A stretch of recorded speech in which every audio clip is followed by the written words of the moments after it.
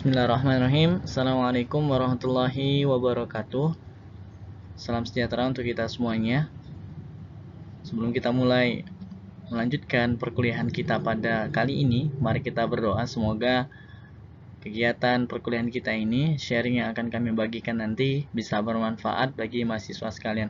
Berdoa dipersilahkan.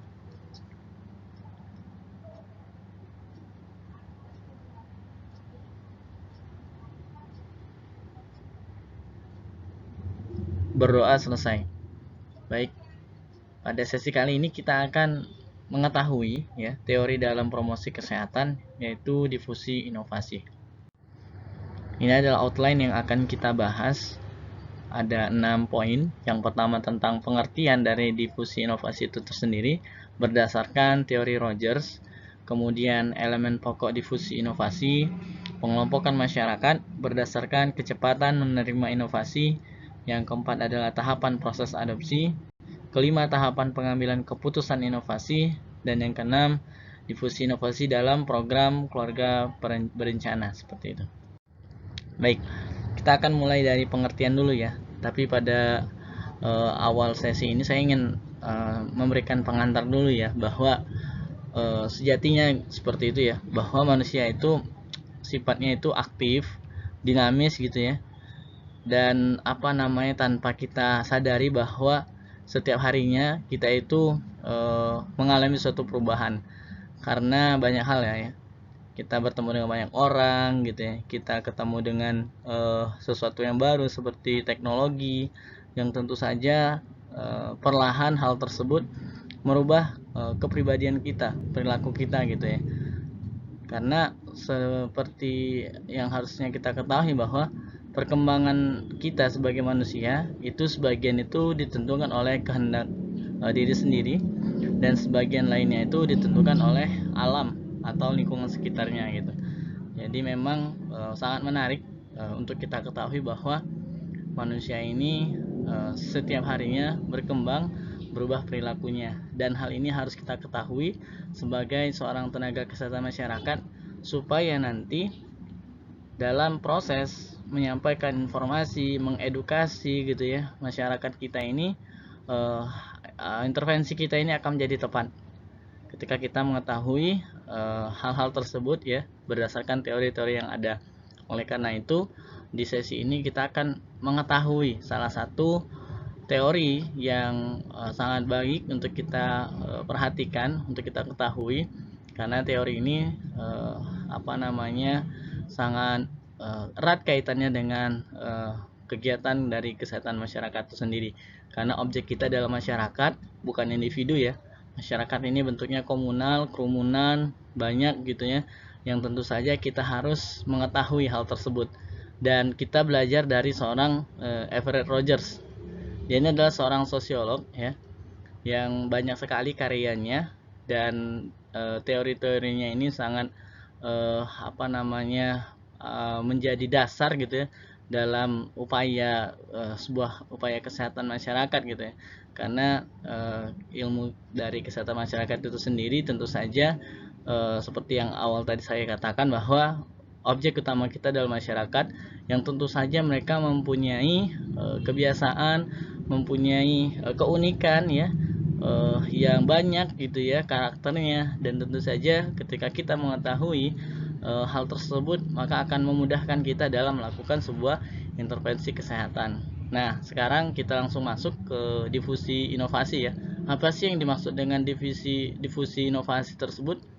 Jadi menurut Everett Rogers gitu ya, bahwa difusi inovasi itu dia mendefinisikan bahwa ini adalah bentuk komunikasi yang bersifat khusus berkaitan dengan penyebaran pesan-pesan yang berupa gagasan baru. Jadi dia mengatakan bahwa segala sesuatu yang baru gitu ya ini disebut dengan inovasi gitu ya. Dan inovasi ini gitu ya tentu saja akan membuat orang gitu ya tanpa sadar akan berubah, seperti pengantar yang pernah saya katakan tadi gitu ya, bahwa teknologi salah satunya adalah sesuatu yang baru gitu ya, yang tentu saja ini akan merubah bagaimana seseorang itu berbuat, bertindak atau berperilaku. Kita akan langsung ke geser slide-nya ya. Ini adalah contohnya. Nah, misalnya kayak gambar ini gitu. Bisa Anda lihat gitu ya, dulu kalau kita lihat orang kalau mau bertani gitu ya, ke ladang, bawaannya paling canggih itu bawaannya cangkul gitu ya. Itu zaman-zaman dahulu.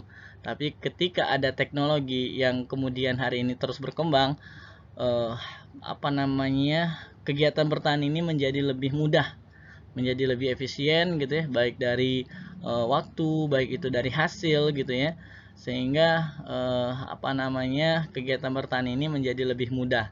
Nah, ini adalah salah satu bentuk dari perubahan teknologi yang berefek pada tindakan seorang petani dalam bertani gitu. Ini adalah salah satu contoh dari difusi inovasi itu sendiri. Bisa dilihat kan bagaimana dulunya kalau orang mau nanam padi itu manual pakai tangan gitu ya, sambil mundur gitu ya. Sekali nanam itu ada orang 20 gitu untuk menanami 1 hektar lahan misalnya. Atau mungkin kalau ngebajak sawah gitu ya, dulu pakai kerbau gitu ya, untuk ngebajak sawah gitu.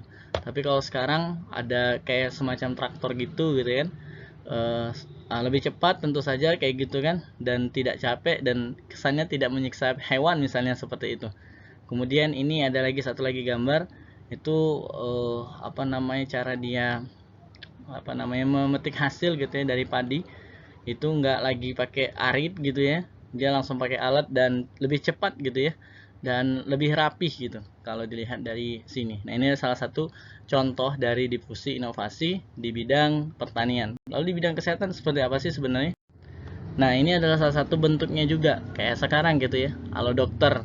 Halo Dokter itu memudahkan kita tuh konsultasi masalah kesehatan. Kalau dulu kita kalau sakit, kita langsung ke klinik gitu ya, langsung ke puskesmas ya, kalau udah canggih dikit gitu ya, ke rumah sakit dan pusat layanan informasi kesehatan yang sifatnya kita datang ke sana. Tetapi ketika teknologi sekarang sudah sangat mudah ya, internet sudah datang gitu ya di Indonesia gitu ya, terkhusus di Indonesia gitu ya.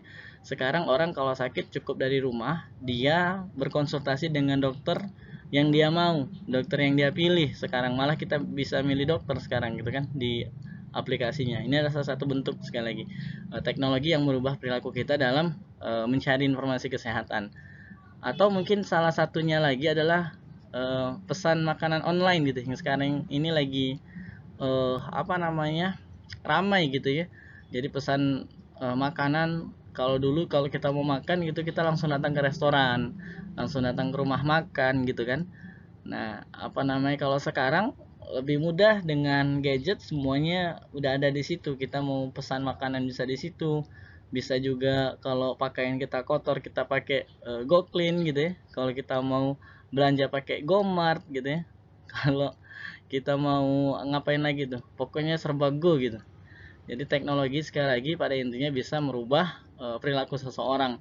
Nah, ini adalah sebuah bentuk dari inovasi yang kemudian itu sekali lagi berimplikasi terhadap perilaku kita. Nah, difusi inovasi itu punya elemennya. Jadi kalau terbayang mengenai elemen gitu ya, saya langsung terbayang dengan seorang avatar of Aang gitu ya. Jadi ada elemen air, elemen api, tanah, dan angin gitu ya. Ternyata difusi inovasi juga punya elemen tersebut supaya bisa berbentuk menjadi sebuah difusi inovasi. Saluran komunikasi jadi gitu ya. Nah, selanjutnya adalah pengelompokan masyarakat berdasarkan kecepatan menerima inovasi. Jadi inovasi ini adalah sesuatu yang baru ya, kita tadi sudah sama-sama pahami bahwa sesuatu yang baru ini ya bisa diterima oleh sebuah komunitas masyarakat. Nah, komunitas masyarakat ini kan banyak orangnya. Oleh karena itu, karena banyak ini, maka akan ada banyak jenis orang yang akan menerima inovasi tersebut. Nah, kelompok ini dibuat ya berdasarkan beberapa kelompok dalam menerima inovasi. Yang pertama adalah inovator. Jadi inovator ini adalah mereka yang yang pada dasarnya sudah menyenangi hal-hal yang baru dan sering melakukan percobaan. Jadi ini adalah individu yang pertama kali ya mengadopsi inovasi. Nah, ciri-cirinya itu adalah mereka ini adalah mempunyai jiwa petualang gitu ya. Berani mengambil resiko, mobile, cerdas, kemudian kemampuan ekonominya juga baik gitu atau tinggi gitu. Nah, ini adalah kelompok inovator, kelompok yang pertama. Yang kedua adalah kelompok early adopter. Jadi dia ini adalah orang-orang yang berpengaruh di sekelilingnya dan merupakan orang-orang sekitarnya. Maksudnya apa sih? Jadi perintis ini adalah dalam menerima inovasi itu dia punya ciri-ciri gitu. Jadi ciri-ciri ini adalah mereka ini biasanya orang yang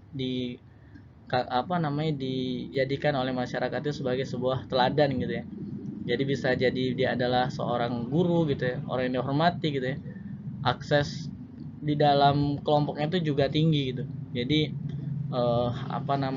sering dianggap sebagai orang yang menjadi teladan gitu di sebuah kelompok gitu. Jadi kalau dia ini sifatnya lebih ke dalam. Kalau inovator tadi kan sifatnya lebih keluar. Kalau early adopter itu lebih ke dalam sistem sosialnya seperti itu. Kemudian soalnya ada early majority. Nah, ini adalah orang-orang yang menerima suatu inovasi selangkah lebih dahulu dari orang lain. Apa sih maksudnya? Ini mereka ini pengikut awal ya dan punya ciri-ciri penuh pertimbangan gitu. Penuh pertimbangan, interaksi internal juga lebih tinggi gitu. Jadi dia ini biasanya pemimpin kelompok, orang yang paling didengarkan, influencer lah di dalam kelompoknya gitu. Nah, jadi dia ini karena lebih dekat dengan orang-orang di dalamnya, jadi dia dia menerima inovasi itu selangkah lebih dahulu orang lain. Jadi dia ini biasanya juga lebih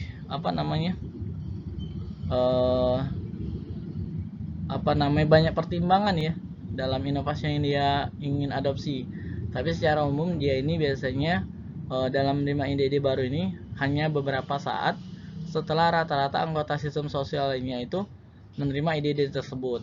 Nah, kemudian lead majority. Nah, lead majority ini adalah biasanya disebut dengan pengikut akhir gitu ya. Biasanya orang-orang skeptis kayak gitu tuh. Jadi dia ini ada orang yang bersedia berubah gitu ya, atau namanya menerima sebuah inovasi apabila dia lihat semua orang di sekelilingnya itu sudah mengadopsi dari inovasi tersebut. Jadi dia ini mempunyai pertimbangan dalam mengadopsi sebuah inovasi itu karena pertimbangan ekonomi kayak gitu. Apakah ini menguntungkan atau tidak? Nah, jadi pengikut akhir ini biasanya belum mau mengadopsi jika sebagian besar anggota sistem belum menerimanya. Jadi mereka ini tidak cukup hanya disadarkan atau dibujuk, tetapi kadang-kadang harus dengan tekanan atau norma sistem sosial agar mau mengadopsi. Nah, jadi itu tadi ya, sifatnya tadi dia lebih skeptis gitu ya, hati-hati gitu dalam menerima sebuah inovasi. Yang terakhir adalah laggards. Jadi ini lapisan paling akhir dalam menerima suatu inovasi atau bahkan konsisten tetap menolak. Jadi dia ini adalah kelompok anggota sistem sosial yang paling akhir gitu. Ini dia biasanya disebut dengan istilah lain, kasarnya tuh kayak kolot gitu. Jarang sekali di antara mereka yang termasuk kelompok pemuka pendapat gitu atau teladan atau influencer gitu ya. Jadi dia ini biasanya ngikut-ngikut aja gitu di akhir. Apakah dia konsisten dengan kekolotannya atau dia berubah, pokoknya dia paling akhir gitu. Nah, ini adalah kurva yang menunjukkan gitu ya berapa persen dari kelompok tadi yang ada di sebuah komunitas. Ini adalah temuan berdasarkan teori Rogers. Jadi menurut dia kelompok inovator tadi ya itu ada 2,5% dari sebuah kelompok sosial. Sedangkan early adopters itu ada 13,5%. Nah, early majority dan late majority ini dia ada di 34% angkanya. Nah, jadi cukup tinggi ya untuk dua kelompok ini. Dan yang terakhir adalah laggards atau orang kolot tadi ada juga ternyata lebih besar dari kelompok inovator dan early adopter tadi. Dia ada di angka 16%. Nah, ini adalah sebuah kurva yang ada di sebuah masyarakat gitu ya, yang dilihat oleh Rogers. Nah, di slide ini kita akan menjelaskan proses adopsi dan tahap pengambilan keputusan inovasi. Jadi, proses adopsi itu adalah sebuah proses mental dalam diri seseorang sejak pertama kali ia mendengar suatu inovasi sampai akhirnya menerapkan inovasi. Nah, ini adalah langkah-langkahnya nih, tahapannya. Yaitu yang pertama tahap pengetahuan, kemudian tahap persuasi, tahap keputusan, tahap implementasi, dan tahap konfirmasi. Jadi tahap pengetahuan ini dia biasanya ditentukan oleh sosial ekonominya, personalitinya, dan perilaku komunikasinya. Ya tentu saja pengetahuan ini biasanya berkaitan sekali ya dengan ekonominya. Jadi tadi kayak inovator tadi, dia punya ekonomi yang tinggi gitu ya. Jadi lebih memungkinkan untuk mendapatkan sebuah kebaruan ya, baik itu dari teknologi, baik itu dari informasi juga seperti itu. Jadi dia akan lebih cepat dalam memutuskan sebuah inovasi. Jadi pengetahuan ini sangat penting dalam seseorang memutuskan sebuah proses mengadopsi sebuah inovasi. Kemudian persuasi. Jadi maksudnya ini apakah inovasi tersebut menguntungkan ya, relatif menguntungkan, apakah juga itu merupakan sesuatu yang serasi dengan dirinya, apakah itu juga bisa dicoba, dan dari itu bisa dilihat nggak nih hasilnya gitu. Kemudian setelah dia melihat itu, maka dia akan memutuskan inovasi tersebut apakah dia terima atau dia tolak. Nah, setelah itu, tahapan berikutnya dalam mengambil keputusan inovasi itu adalah mengimplementasikan dari inovasi tersebut. Apakah dia menerima, ya? Apakah dia menolak? Kalau menerima, dia akan melanjutkan inovasi yang tadi dilihat oleh dirinya seperti itu. Kemudian apakah dia menerima tapi tidak melanjutkan gitu. Nah, ini menerima tapi tidak melanjutkan. Kemudian yang kedua, apakah dia menolak? Konsisten berhenti menolak inovasi tadi ya. Setelah dia ketahui, dia putuskan untuk menolak gitu ya. Apakah dia pertama melakukan gitu ya, kemudian setelah dilakukan dia rasa tidak nyaman, akhirnya dia berhenti. Nah, kemudian tahap konfirmasi tentu saja dia mengadopsi secara keseluruhan dari inovasi yang dia dapatkan seperti itu. Nah, kemudian difusi inovasi ini bisa kita lihat dalam sebuah program keluarga bencana. Jadi ini adalah sebuah jurnal ya dari Universitas Untirta Serang gitu ya, FISIP Untirta Serang. Jadi dia ini menjelaskan sebuah adopsi inovasi program KB oleh akseptor dari komunitas adat terpencil Baduy di Kecamatan Dewi Dimar, Kabupaten Lebak. Jadi nanti akan saya lengkapnya akan saya kirimkan di di dalam e-learning ya mengenai jurnal ini. Jadi saya ingin sedikit menjelaskan bagaimana isi jurnal ini. Jadi di jurnal ini dijelaskan bahwa masyarakat Baduy ini adalah masyarakat adat gitu ya, yang tentu saja mereka ini memegang teguh nilai-nilai adat yang mereka punya. Artinya sangat jarang ditemukan teknologi di tempat tersebut gitu ya, terutama di bidang kesehatan. Nah, lalu di dalam jurnal ini proses mereka untuk membuat para masyarakat Baduy ini untuk mengikuti program KB ini menggunakan difusi inovasi gitu dalam melakukan program KB. Jadi KB ini sesuatu yang baru bagi orang Baduy, karena selama ini di sana itu kalau punya anak itu lebih gitu ya, lebih banyak gitu ya, lebih dari 2. Nah, tentu saja ini akan banyak berpengaruh ya terhadap banyak hal gitu ya. Ketika banyak anak tentu saja banyak perut yang ingin diisi gitu ya. Kemudian ada banyak pemenuhan kebutuhan lain ya, sehingga ini cukup memberatkan bagi masyarakat Baduy karena di sana itu untuk pendapatan dan seterusnya itu tidak baik gitu dalam grade ekonomi gitu. Artinya perlu dilakukan upaya KB supaya bisa gitu ya mendorong kualitas dari keluarga tersebut. Lalu disampaikan gitu ya program KB ini kepada masyarakat Baduy tadi ya, program ini kepada mereka Dan dari program KB ini beberapa persen ada yang menerima, ada pula yang menolak. Nah, jadi dibingkai dalam sebuah pendekatan difusi teori inovasi, difusi inovasi tersebut. Jadi jurnalnya sangat menarik untuk kita dalami untuk melihat implementasi dari difusi inovasi dalam melakukan program KB.